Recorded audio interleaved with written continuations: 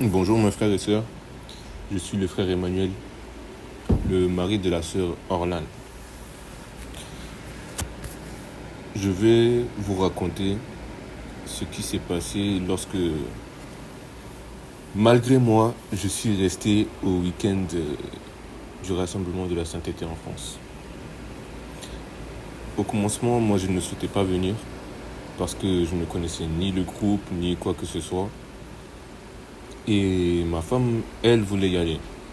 Et puisqu'elle voulait y aller, je n'allais pas la laisser partir seule, avec notre enfant, sans moi. Donc je lui ai dit, allons-y, on va y aller, je vais t'accompagner. Et on avait pris nos billets retour le samedi, du coup le deuxième jour à 19h. Au commencement, j'étais réticent, mais je me suis quand même laissé porter par l'esprit, me mettre dans la louange, commencer à adorer le Seigneur. Et le Saint-Esprit avait commencé à faire un travail dans mon cœur. Je commençais vraiment à ressentir sa présence. Sauf que j'ai commencé à trop réfléchir et ça s'arrêtait. Suivant, après on a eu l'enseignement du frère Junior. Et c'était tout pour ce premier soir-là, du coup le vendredi soir. Nous arrivons maintenant le samedi. Le samedi, c'était le jour où on devait partir, du coup on devait revenir en région bordelaise, d'où nous sommes originaires. Et ce jour-là, c'était le jour de la réunion des femmes. La réunion des femmes qui avait terminé vers 17h, qui était aussi l'heure de début de la réunion. Ce samedi-là, c'était un jour où on devait aller à Montparnasse du coup pour 19h, sachant qu'il y avait la fête de la musique, plus le concert de Beyoncé, il allait y avoir beaucoup de monde sur la route pour rentrer. Ça veut dire que moi qui étais déjà à la salle et attendais ma femme, je me disais, je commençais même un peu à m'énerver. Elle met du temps et tout ça alors qu'on doit prendre le train pour rentrer quoi. Parce que moi je voulais pas rester. C'est bien, on a reçu le vendredi soir. Même l'enseignement, j'ai beaucoup aimé. Mais je voulais rentrer. Et elle me dit non, on va rester. Euh, elle voulait rester. Elle m'a dit oui, j'ai parlé avec maman Sarah, elle va voir ce qu'elle peut faire pour nous aider à rester. Et sauf que quand la réunion des femmes est terminée, nous les hommes on a pu rentrer dans la salle. Et à ce moment-là, maman Sarah et le frère Junior, ils sont partis. Et Orlan, du coup, commençait à regarder les billets. Les billets pour voir combien ça coûterait si on devait changer les billets ou le revendre pour essayer d'avoir une réduction sur le prochain billet. Et quand elle a commencé à regarder sur le site de la SNCF, le billet affichait 106 €, sachant qu'on passait par des moments difficiles. Et ben c'était pas dans nos cordes. Mais quand moi j'ai pris le téléphone pour essayer de voir ce que je pouvais faire, mes frères et sœurs, tous les billets, le billet était passé de 100 € à 0 €. Quand j'ai vu ça, j'ai dit, hé Seigneur, donc tu ne me donnes plus aucune excuse pour partir, pour ne pas rester. Parce que ma seule excuse c'était que on n'avait pas assez d'argent, qu'il y avait des choses à payer quand on rentre, du coup on ne peut pas utiliser l'argent pour voilà. Sauf que là, le Seigneur me donnait aucune excuse à ne pas rester dans sa présence. C'est comme ça que Dieu a fait ce premier miracle lors de ce week-end pour moi. Nous avons pris les billets du coup que le Père avait payé. Nous sommes restés le samedi. Le samedi maintenant,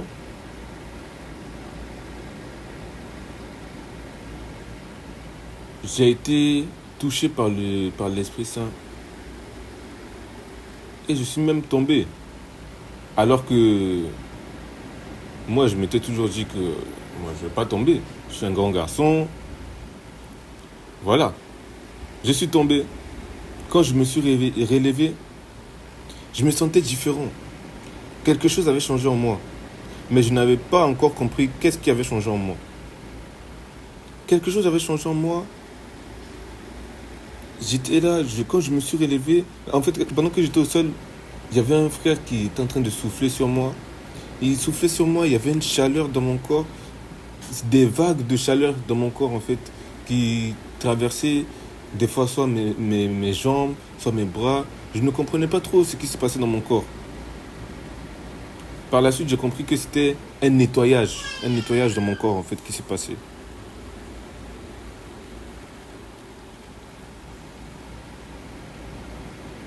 Ensuite,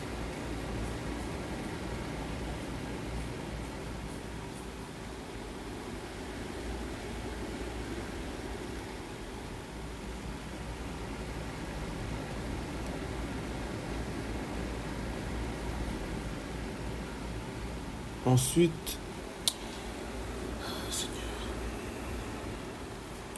nous avons eu l'enseignement du frère Junior. Un enseignement que je n'avais jamais eu de cette façon. En fait, un enseignement qui m'a touché et dont j'étais, comment dire, très attentif, malgré le fait que ça fasse déjà des heures qu'on soit assis ou en train de louer le Seigneur. C'était quelque chose que je n'avais jamais expérimenté.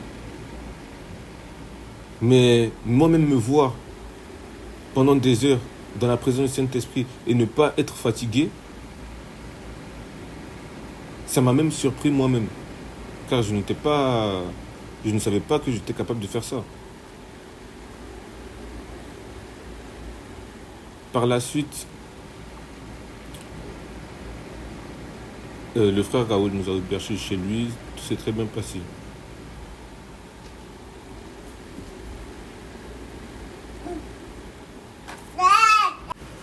J'ai oublié de mentionner quelque chose.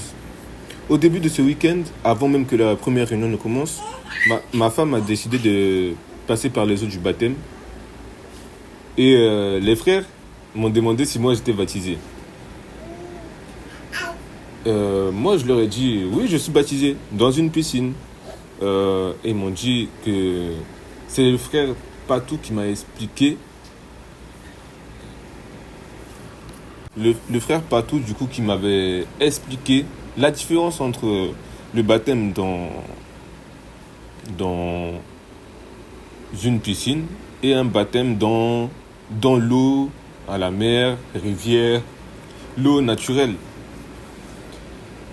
Je comprenais le raisonnement, mais j'avais pas encore la conviction. Donc je dis au frère, je n'ai pas encore la conviction. Tant que je n'ai pas la conviction dans mon cœur, je ne vais pas me baptiser.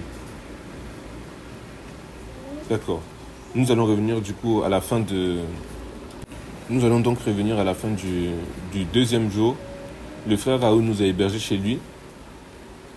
Et la nuit s'est bien passée. Le matin, on a eu encore à discuter du coup de ce baptême. Il m'a dit qu'il y avait des frères et sœurs qui se baptisaient si moi je voulais y aller. Et après un moment de méditation dans la parole et tout ça, moi, tant que je n'avais toujours pas la conviction de me baptiser. Et du coup, j'ai dit aux frères,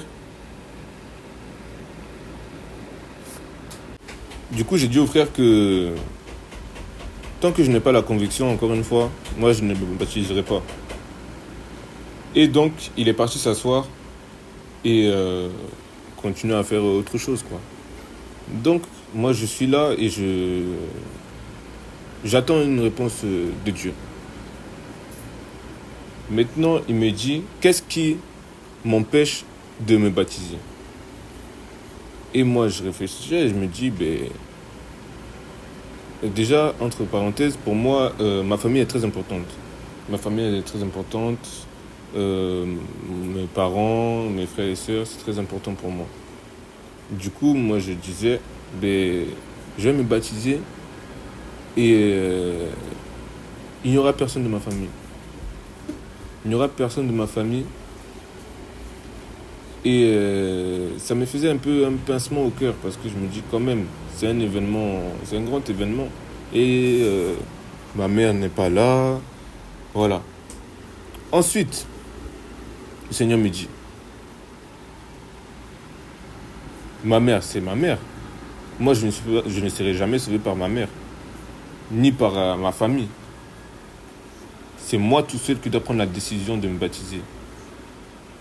Que dans tous les cas, le salut est personnel.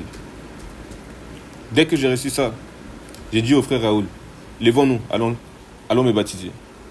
C'est comme cela que moi aussi, le même week-end que ma femme, j'ai pris les eaux du baptême. Ensuite, la soirée qui a suivi le baptême, du coup le dimanche, pour moi, sincèrement, ça a été une des plus belles soirées. Il y a eu des très bons témoignages qui m'ont touché.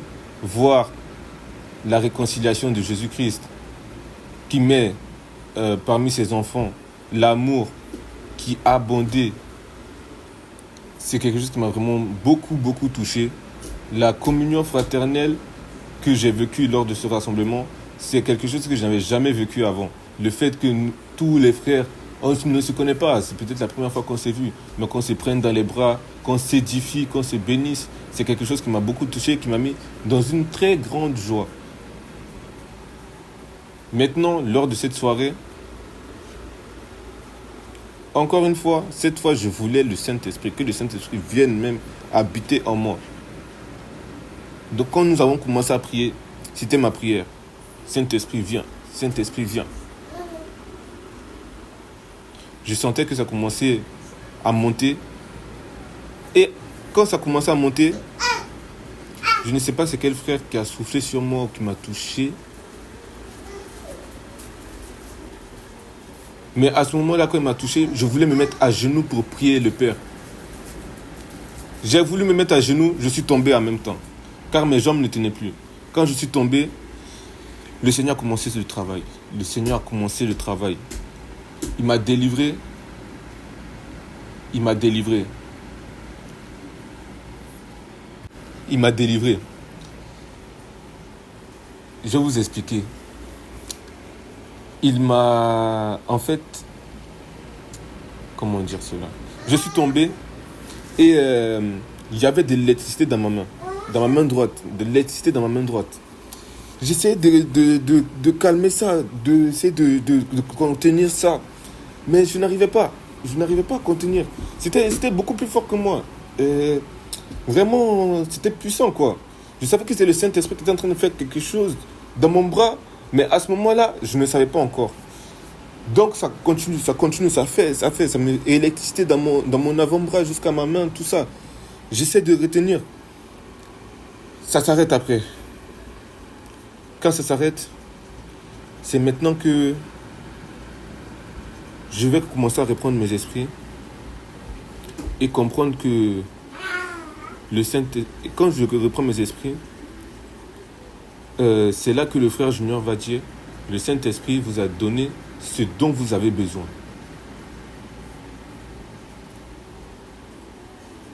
Et c'est là que j'ai compris que le Père m'avait libéré de la masturbation.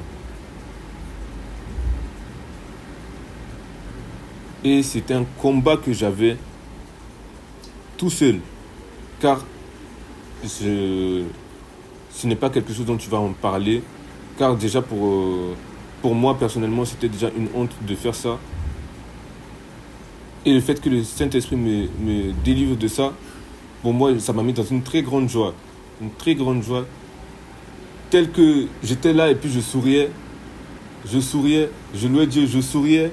J'avais un sourire que je ne pouvais pas arrêter. Parce qu'il m'avait délivré de quelque chose de plus de 8 ans que j'étais dedans. Il m'a délivré en un clin d'œil. Car il savait ce qui était bon pour moi, plus que moi-même. Le Seigneur m'a beaucoup béni pendant ce week-end. Je remercie tous les frères et sœurs qui m'ont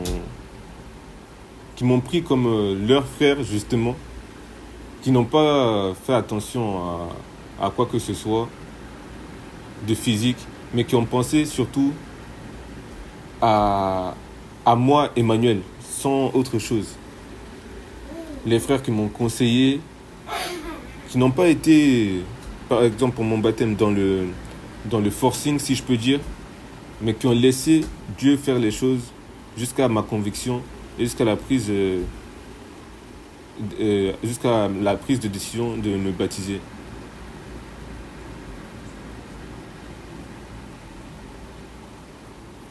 Soyez bénis.